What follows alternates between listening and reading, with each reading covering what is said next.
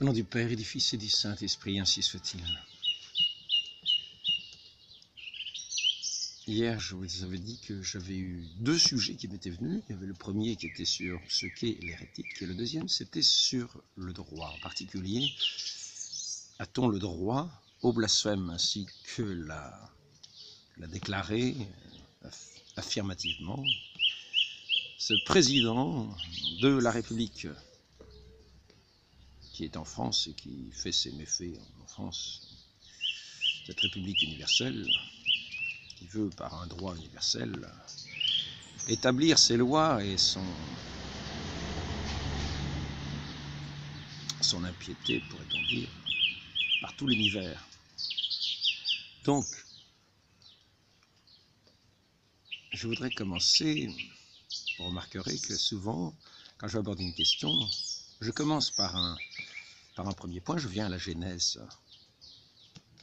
Vous regardez le récit de la création, vous arrivez à la Genèse et vous considérez aussi les fins dernières. De savoir que si on parle du droit, le mot droit a plusieurs sens et je prendrai parmi ces sens au moins deux sens. C'est-à-dire, il y a celui qui vient du latin, qui veut dire, qui est directum.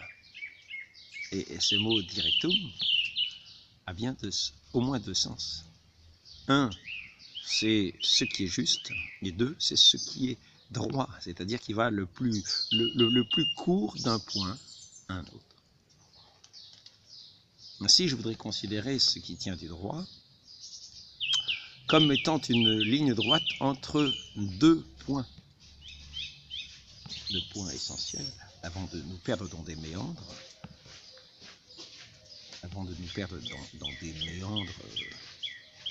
de tonnes de volumes d'écrits récapitulés dans des paperasses, dans des tonnes de paperasses qui sont bonnes à nous perdre dans des labyrinthes de bibliothèques. Je pense qu'il est préférable de voir entre deux points la ligne droite pour savoir essentiellement ce qu'est le droit. Une ligne droite entre deux points qui semblent établis avec justesse, puisque c'est à la base, le mot droit, directum, veut aussi dire ce qui est juste. Ainsi, si nous considérons l'origine, si nous revenons à la Genèse, si nous considérons la création de toutes choses, nous voyons quelle est son origine. Quelle est son origine dans l'ordre de la création. C'est-à-dire que Dieu créa toutes choses. Tout vient de lui, tout est en lui, tout est par lui. Lui n'étant pas Dieu, mais le Créateur au-delà de toute la création, mais qui fait les choses selon ce qu'il est, et qui a fait l'homme ainsi, à son image d'une certaine manière, à son image, à sa ressemblance. C'est-à-dire qu'il y a quelque chose de semblable à lui dans cette image et cette ressemblance. En particulier dans ce qui est du domaine de la vraie liberté dans la relation. Et nous pourrons remarquer, je m'avance peut-être un peu vite en faisant déjà ce premier loin, que quand on parle de relation, on parle d'une relation de deux points, de deux personnes, de deux choses différentes, entre lesquelles nous pouvons tracer une ligne la plus droite possible. Sera la plus, pourrait-on dire, la plus juste.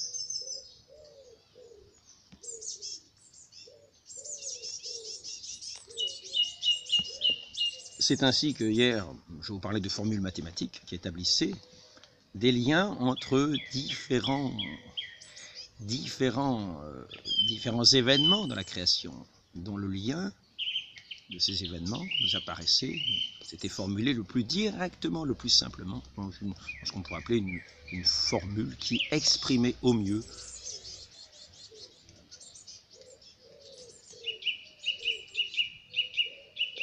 les liens, le mécanisme que l'on pouvait comprendre de ce qu'était cette expression. Mécanisme étant un mauvais mot, parce que nous ne sommes pas, certains pensent que Dieu est un grand horloger, juste une espèce de maître mathématique, n'est qu'une question de chiffres, qu'une question de poids, de mesure.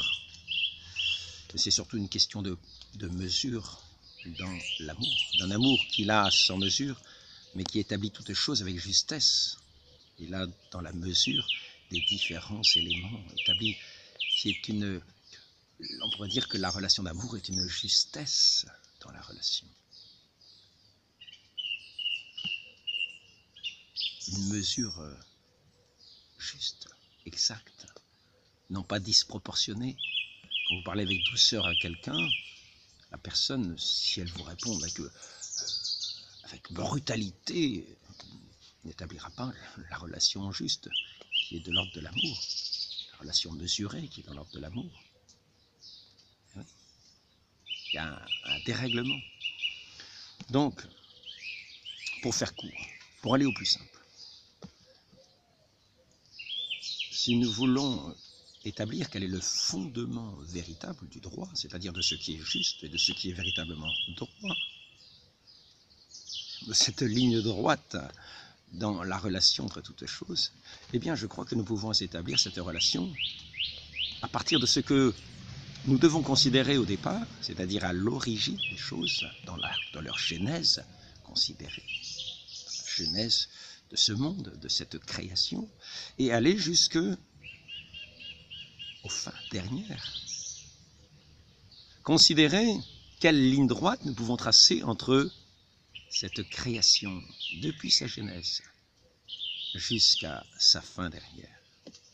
Et nous voyons que l'un n'est pas séparé de l'autre et qu'il y a un lien entre la genèse et la fin dernière.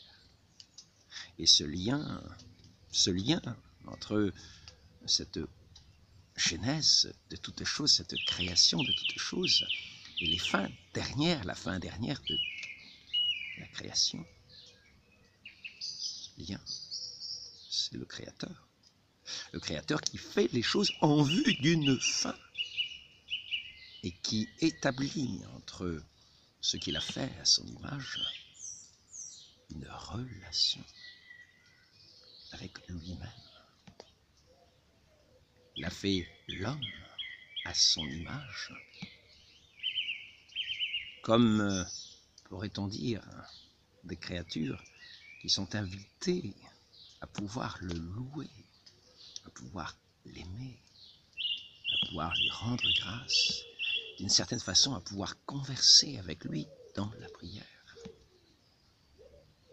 Là est la relation juste avec notre Dieu, de celui qui est le créateur de toutes choses, de qui nous devons toutes choses, et celui auquel aussi, par conséquent, nous devons rendre grâce. Et nous savons que celui de qui nous devons tout,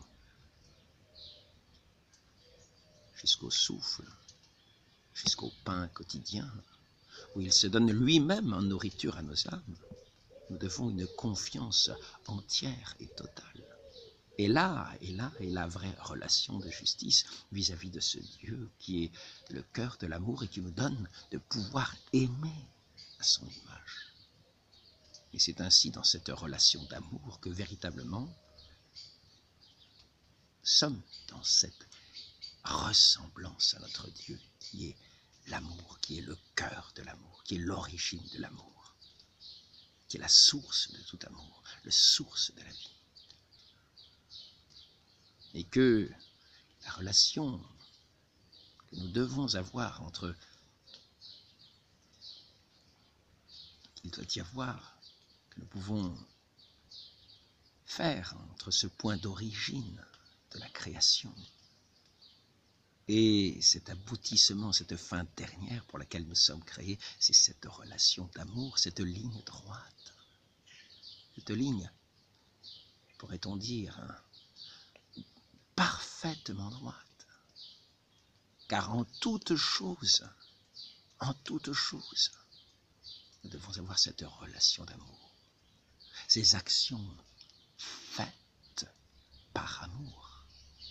Et c'est ainsi que même si En toute chose, nous ne voyons pas une ligne droite tendue de la terre au ciel. Dans toute chose, dans tout ce que nous faisons, notre façon de parler, il y a cette relation d'amour qui fait que c'est toujours l'amour. Dans une, pourrait-on dire, dans cette perfection de cette ligne tendue du ciel à la terre qui n'est qu'amour. Dieu est amour. Et tout doit être conduit par l'amour et finalement devenir amour. C'est ainsi que le corps glorifié participe à cette vie, participe dans la gloire de Dieu à ce rayonnement de l'amour. Ce rayonnement de l'amour qui est comme, par rapport au soleil, le rayonnement de la lune qui reçoit ses rayons de cet astre central du soleil, autour de laquelle tous ces astres sont comme une couronne. Mais l'astre central de tout cet univers, qui est un astre différent de tous les autres, dans son essence, puisqu'il n'est pas de matière, il est pur esprit, cet astre central de tout l'univers qui éclaire toutes choses. C'est ce Dieu de qui vient toute chose et vers lesquelles toutes choses tendent. Ainsi, nous pouvons déjà avoir un sens de ce que c'est que, finalement, l'origine du droit, c'est-à-dire du droit de ce que notre action juste peut être, comme une tension de la créature vers le Créateur. Et on peut dire que dans cette ligne droite de l'origine, de la genèse, de la création, jusqu'aux fins dernières,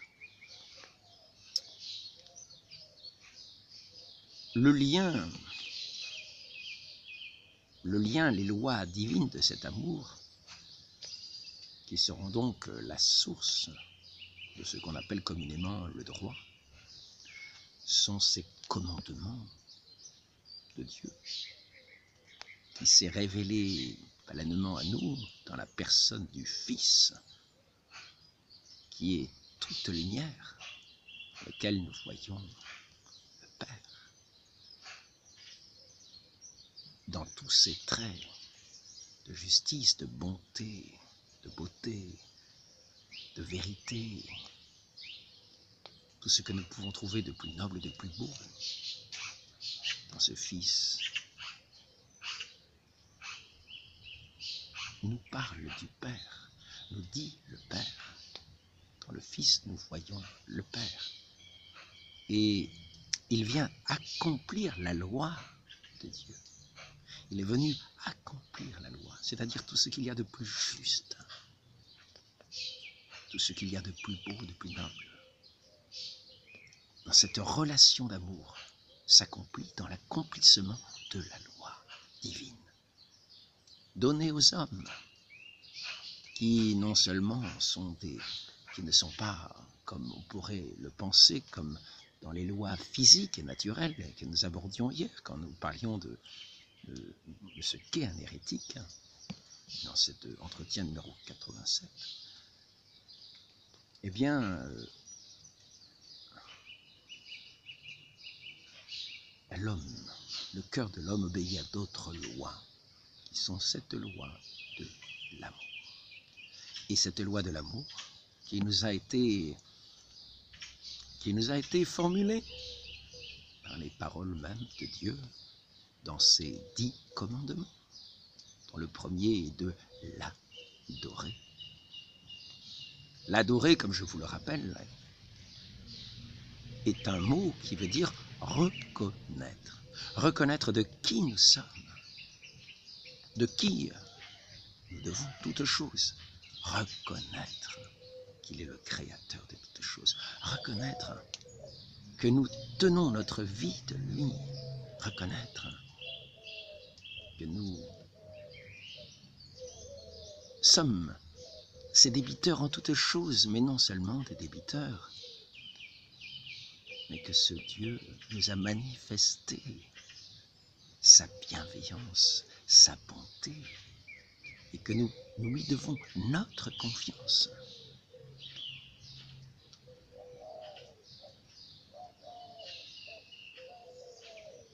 Ainsi, dans ce mot adoration qui est le premier commandement, voyons le mot, comme je vous l'ai déjà dit, le mot reconnaissance. Et aussi, à travers ce mot reconnaissance, c'est déjà aussi le mot connaissance. Nous connaissons Dieu tel qu'il se manifeste à nous, en particulier si nous avons un cœur simple, si nous sommes petits devant lui, car il se révèle aux petits, et il se manifeste à qui lui est fidèle, ainsi que le dit notre Seigneur. Il se donne à connaître, il se donne à connaître, il révèle sa douceur au cœur des humbles, sa douceur qui est tout amour. Et ainsi, il nous invite à cette confiance absolue en lui que nous appelons la foi. Cette confiance absolue en lui fait que nous écoutons sa parole sainte, ses lois saintes.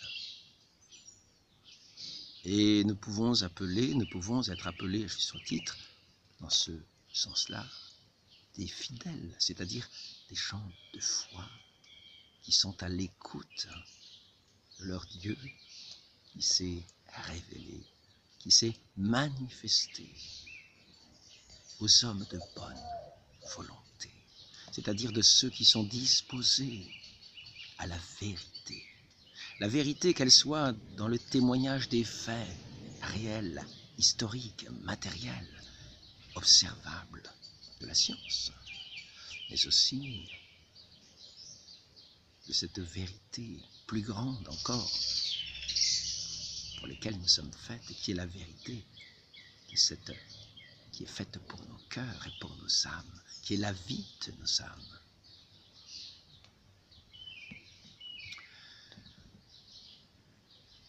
Ainsi, nous voyons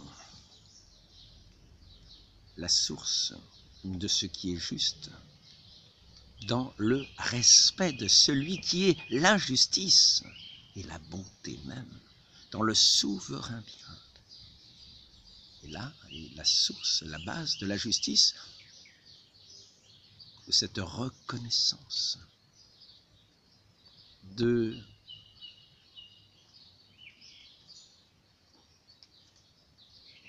celui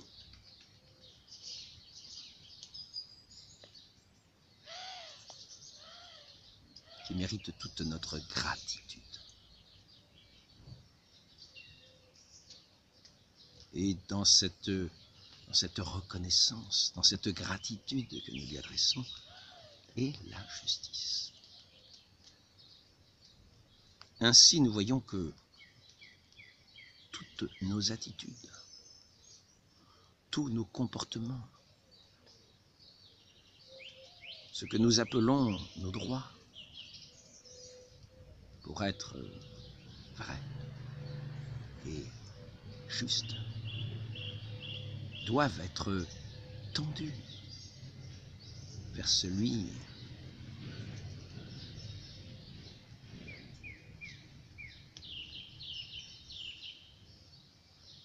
auquel nous devons cette gratitude. Nous avons cette gratitude.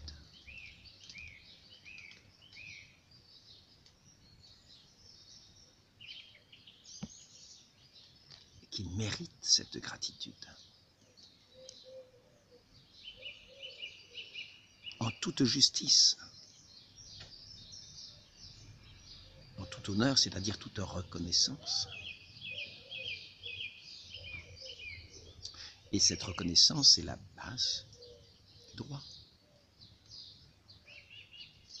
Je vous ai dit souvent la reconnaissance de ce que nous devons à chacun.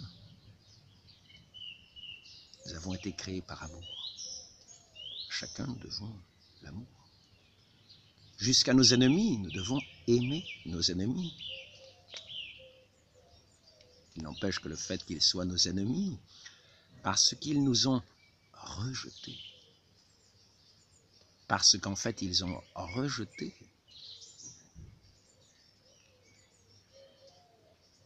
celui qui est la source de ce droit, en ce sens, de cette ligne tracée entre la créature et le Créateur, entre le ciel, entre la terre et le ciel. Et qui fait que ce que nous faisons trouve son aboutissement, son accomplissement dans l'observation de ces lois qui sont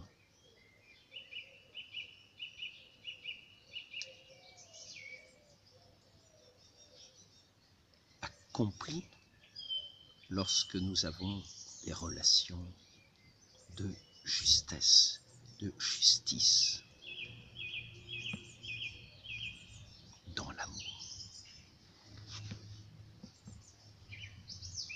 Ainsi, on pourrait dire, lorsque nous rejetons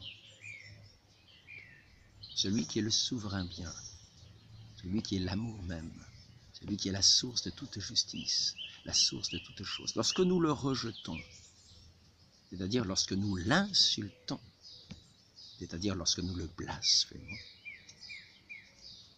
parce que blasphémer veut dire insulter, et proprement appliqué, c'est un terme qui est plus généralement appliqué envers Dieu.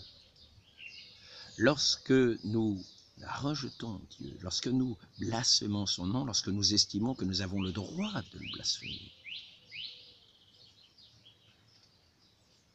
c'est que nous nous détournons de lui. Nous n'entrons plus dans cette relation de confiance, mais nous estimons que ce Dieu qui nous a fait nous est nuisible, ou bien nous estimons qu'il n'existe pas. C'est-à-dire que nous estimons que nous sommes par nous-mêmes, nous sommes en nous-mêmes. Dans ce sens-là, la ligne entre l'origine et la fin n'existe plus. On peut dire que cette finalité, cette tension vers l'autre, cette relation à l'autre, disparaît. Il n'est plus question de fidélité, il n'est plus question d'amour. Le fil de l'amour est rompu. Dans le blasphème, le fil de l'amour, de cette qui tisse nos vies, est rompu. L'homme est ramené à lui-même, c'est-à-dire au néant de ce qu'il est.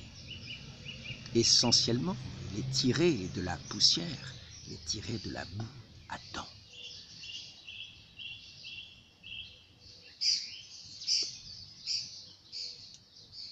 Qui a été fait à partir de la glaise. Ainsi, nous voyons que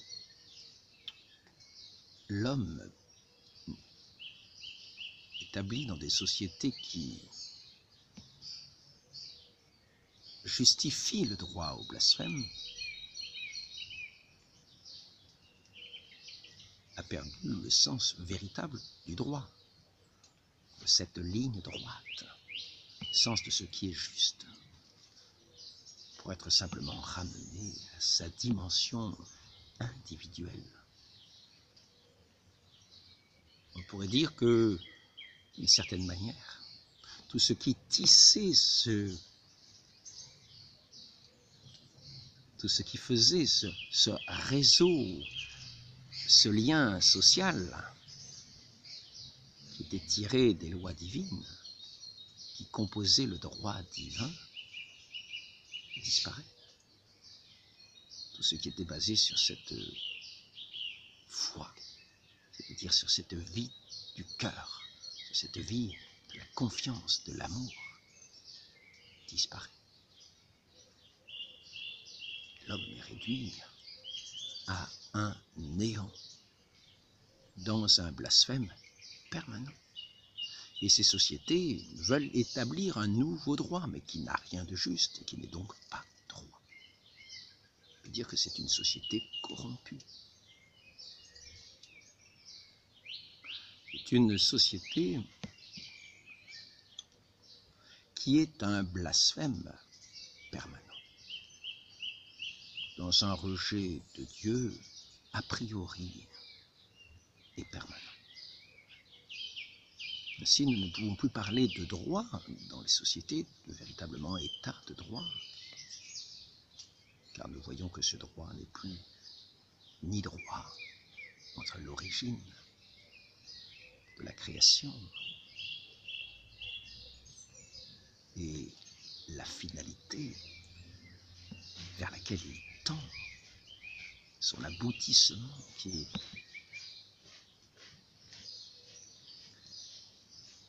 son Dieu, pour lequel il est fait, dans cette vie éternelle, dans une vie de relation, d'un amour qui, dans la création, rayonne d'une gloire quasi infinie et magnifique. Donc, dans cette corruption où il y a eu ce rejet de Dieu, il y a eu aussi cette sourdité. Nous sommes entrés dans un monde de surdité, dans un monde d'isolement, dans un monde de rupture. Et nous pouvons y rattacher le terme de révolution, qui est une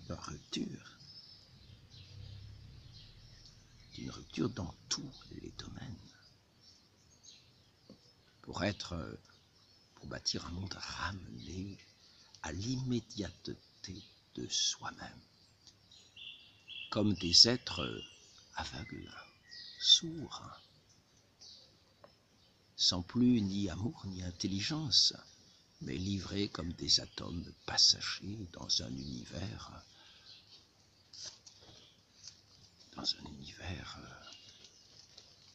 déboussolé.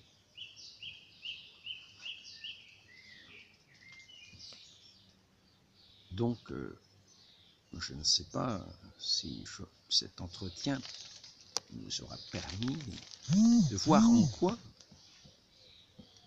il ne nous est pas possible de dire que nous avons le droit au blasphème. Mais nous voyons néanmoins que ce droit n'est ni droit dans ce qu'il doit, dans sa rectitude, dans son... Rectitude, c'est le mot droit. Elle vient du même mot, rectitude, direction, dans sa direction. Il n'y a plus de direction. Il y a de nouvelles directions, mais qui ne sont pas droites. Des directions qui sont biaisées, puisqu'elles ne vont plus à leur but.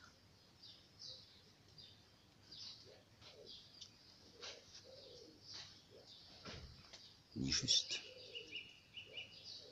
puisqu'elles ne rendent pas à chacun ce qui est dû, le respect, l'honneur, et en particulier ce premier commandement à notre Dieu, cet honneur dû à notre Dieu que nous appelons adoration, et qui correspond de notre part à une prosternation, car nous voyons que nous tenons tout de lui et rien de nous-mêmes. Il est juste, il est droit de lui rendre toute grâce. Tout ce qui ne tient pas de cette droiture ne peut pas porter le nom de droit, mais plutôt d'intérêt, où chacun livré dans une défiance permanente à ses intérêts propres qui ne sont pas ses intérêts, puisqu'ils vont à notre perte, en faisant que nos vies perdent l'amour pour lequel elles sont faites. Ainsi, des sociétés qui justifient le droit au blasphème sont des sociétés qui ont rompu tout lien avec celui qui est la source de toute justice et de tout droit, qui est le lien avec lui et le lien entre les hommes.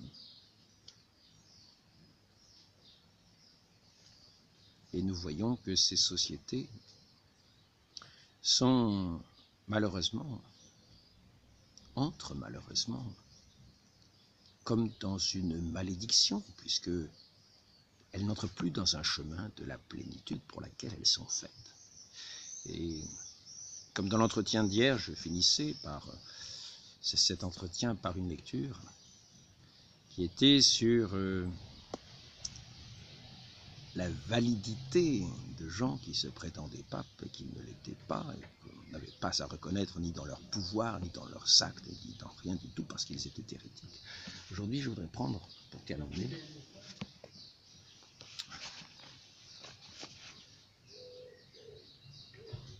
un texte du Deutéronome, car dans le droit, il y a souvent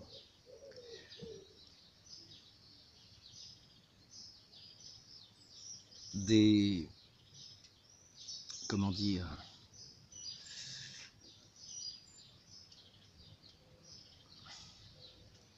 dans le droit, il y a aussi des interdictions, ce qu'on appelle les codes de droit. Vous avez des interdictions, vous avez le droit de ceci, vous n'avez pas le droit de cela, et si vous ne faites pas, si vous faites cela, vous risquez de vous retrouver en prison, parce que vous n'en avez pas le droit.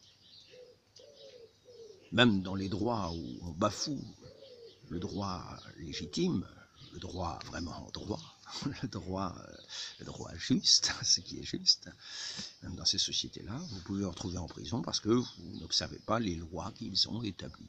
Ils n'ont plus rien de droit, mais qu'ils ont établies, qui oppriment les consciences, qui peuvent opprimer vos consciences, parce qu'elles ne correspondent plus à l'aspiration profonde pour laquelle nous sommes faits, donc elles vous oppriment, et elles peuvent vous donner des sanctions, ou utiliser la force contre ce droit légitime que vous avez, et duquel vous êtes souvent privé pour des lois souvent impies, injustes, qui conduisent à votre perte. Ainsi, je voudrais finir par ce livre du Deutéronome au chapitre 28, qui nous montre comment aussi nous avons dans le domaine spirituel des sanctions. C'est-à-dire quand nous correspondons à ce droit spirituel, à cette loi spirituelle de l'amour de Dieu,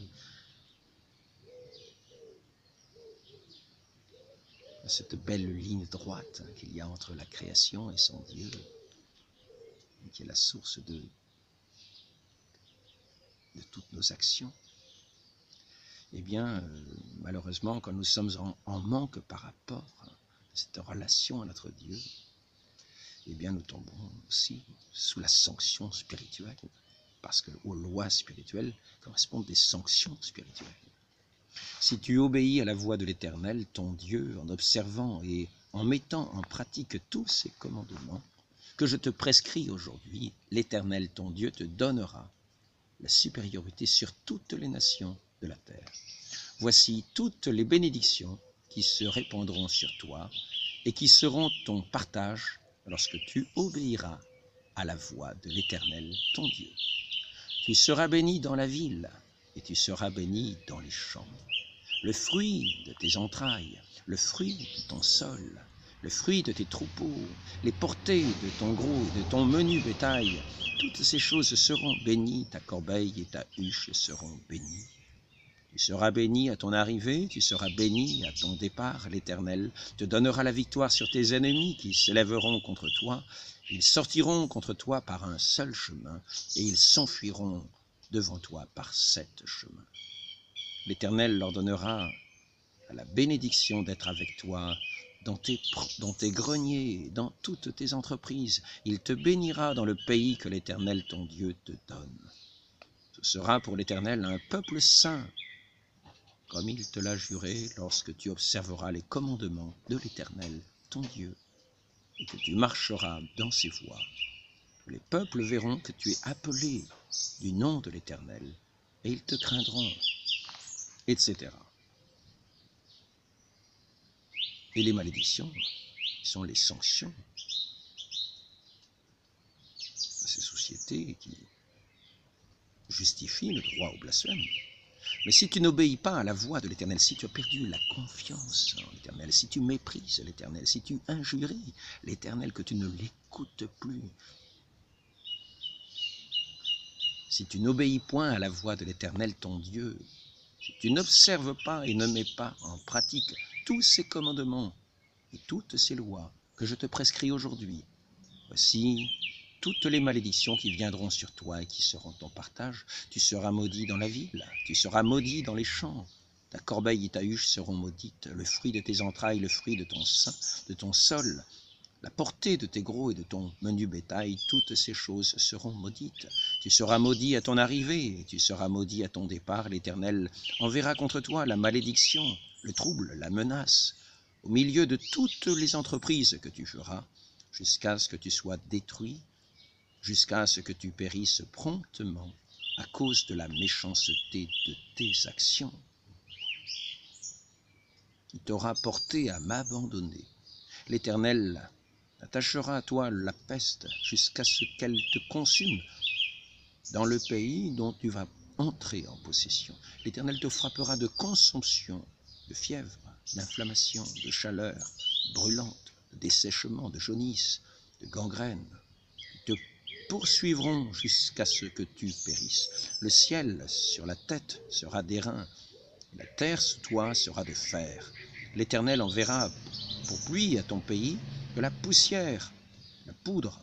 Il en descendra du ciel sur toi jusqu'à ce que tu sois détruit. L'Éternel te fera battre par tes ennemis, tu sortiras contre eux par un chemin, tu t'enfuiras devant eux par 7 chemins, et tu seras un objet d'effroi pour tous les royaumes de la terre. Ton cadavre sera la pâture de tous les oiseaux du ciel et des bêtes de la terre, et il n'y aura personne pour les troubler. L'Éternel te frappera d'ulcères d'Égypte, d'hémorroïdes, de gales, de teignes, dont tu ne pourras guérir. L'Éternel te frappera de délire, d'aveuglement, d'égarement d'esprit. Et tu tâtonneras en plein midi comme l'aveugle dans l'obscurité. J'arrête là.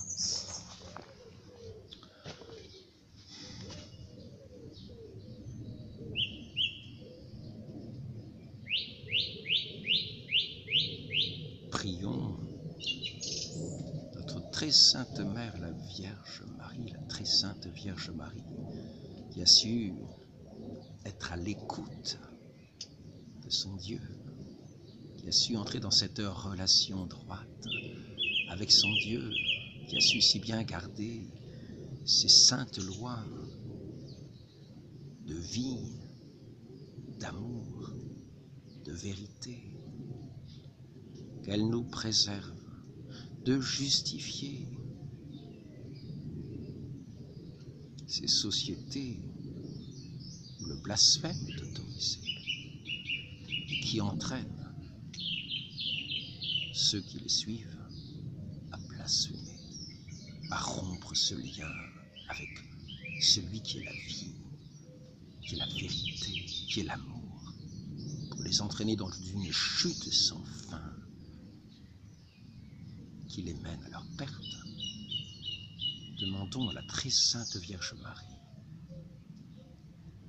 qui s'est faite notre mère, donnant son Fils, qui est la vérité, le chemin et la vie. Qu'il soit notre vie pour qu'avec lui, en nous, cette loi divine soit accomplie et le droit de Dieu respecté. Ainsi soit-il. Au nom du Père et du Fils et du Saint-Esprit, ainsi soit-il.